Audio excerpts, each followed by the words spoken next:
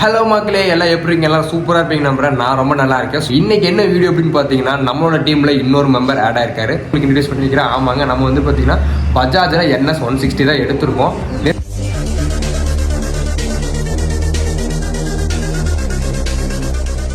இப்போ நிரா என்னடாச்சு நிறைய பேர் கேட்பீங்க.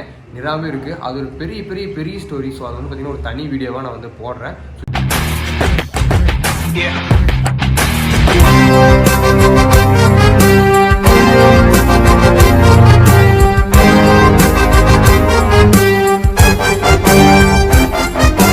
ஓகே மக்களே, இவன் தான் வந்து பார்த்தீங்கன்னா நம்மளோட வில்லா. ஸோ எடுத்து வந்து பார்த்தீங்கன்னா ஆல்மோஸ்ட் ஒரு 4 to 5 months ஆச்சு. அண்ட் 10,000 kilometers வந்து நான் ஓட்டிட்டேன். ஸோ ஏன்டா இத்தனை நாள் ரிவீல் பண்ணல அப்படின்னு கேட்குறது புரியுது.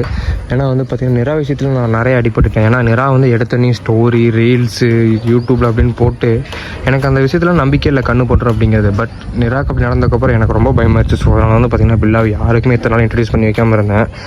ஸோ இன்னும் இன்ட்ரடியூஸ் பண்ணி வைக்கலன்னா நல்லா இருக்காது. ஸோ அதனால் வந்து பார்த்தீங்கன்னா இப்போ இன்ட்ரடியூஸ் பண்ணி வைக்கிறேன் உங்களுக்கு.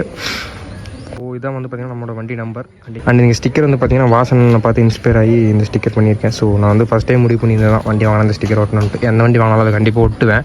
அண்ட் நீங்கள் வந்து பார்த்தீங்கன்னா நம்ம யூடியூப் சேனலோட நேம் ஒட்டியிருந்தேன் அழகாக.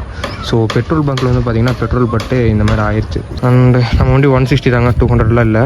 ஸோ இன்னொரு பிளான் இருக்குது. என்னென்னா இந்த 160 அப்படிங்கிறத பிரிச்சுட்டு பில்லா அப்படின்னு வந்து பார்த்தீங்கன்னா ஸ்டிக்கர் பண்ணலான்னு இருக்கேன். அதுக்காக வெயிட் பண்ணிருக்கேன்.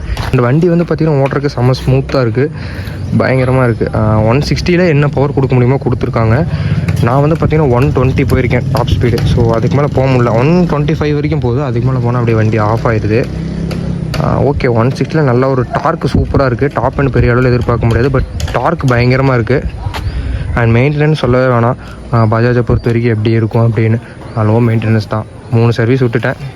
இப்போ வரைக்கும் பெரிய அளவில் எதுவும் செலவு வைக்கல.